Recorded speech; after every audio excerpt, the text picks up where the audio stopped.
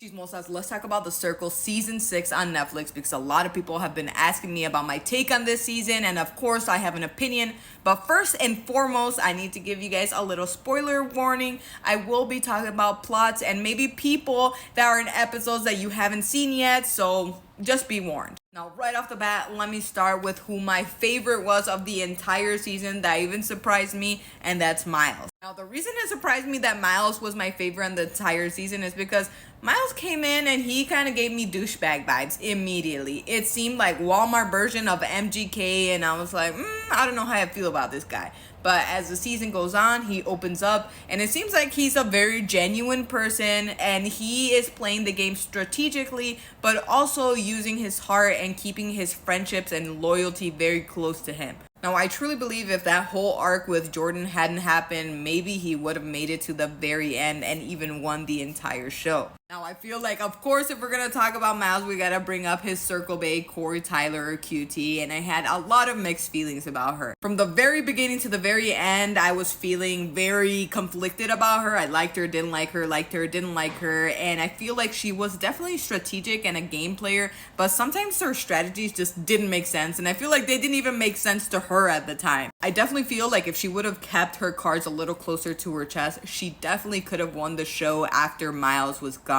And of course, we gotta complete the Holy Trinity. If we talk about Miles and QT, you know we have to talk about the third person in Tres Fuegos, which was Kyle. Now, Kyle, I have to admit, I liked from the very beginning. Like, at first, I think I had the feeling like I did with Miles, where I'm like, this guy's a douchebag. He will not wear a shirt this entire time. But he had really good feelings, and also his dog was super fucking cute. I mean, come on. This had to be a strategy because the entire time I'm like, this guy by himself, complete douche. But with the dog, I'm kind of feeling it. I'm kind of on his side. Now, if Miles didn't win, this is the one person that I had as my first draft pick to win.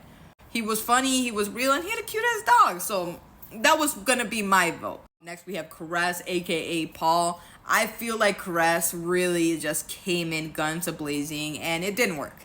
I feel like she had a really big personality, and it really kind of rubbed people the wrong way from the very beginning, and that was her downfall immediately. She's definitely the kind of person that I can imagine in real life says the first thing that comes to your brain, and that doesn't work when you're trying to do strategy. Next, we have Cassie, and Cassie, I didn't have very strong feelings about. I thought she was cute, she was quirky, but very similar to Paul, aka Caress, I definitely feel like she didn't have a filter, and that really contributed to her downfall. And I feel like she didn't really have any awareness. Like, she would say things out there, not even maliciously, I don't think, and she would be like, why is everybody mad about it? I'm so confused. Like, girl. Next, we have Lauren. I really like Lauren in the beginning. She's super hot, obviously, and she has a great personality. And at first, I kind of thought it was like, oh, she's just playing a dumb and trying to be really nice. But it turns out that was her actual personality. She's very bubbly, a little bit of an airhead, super nice. But overall, that doesn't really work when you're playing a game. And I'm very surprised she made it to the end, mostly because people had bigger fish to fry, and that's how the cookie crumbled. We had poor Autumn. Autumn didn't stand a chance. Normally in these shows, when somebody comes toward the end, they don't always make it very far because people want to keep the core people at the very end, and they're like, oh, this person expendable because we don't know them. So she didn't even have a chance to show her personality. Next, we have Jordan.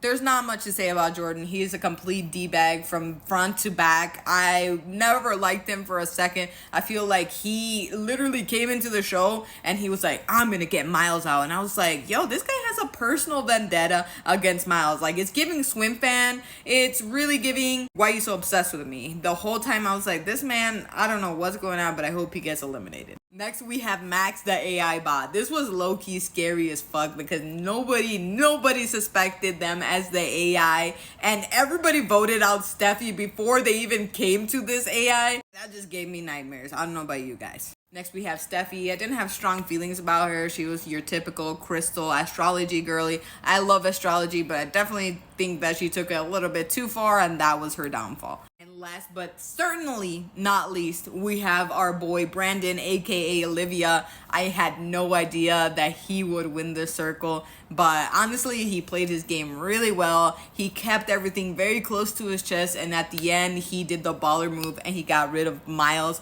And I can't even blame him for doing that because $100,000, I do a lot of things for that. But anyways, guys, I'm very curious to know what you guys thought about the winner and all of the characters and the circle so far. Let me know your opinions down below in the comments, and don't forget to like and follow for more gossip, chisme, and all things tea.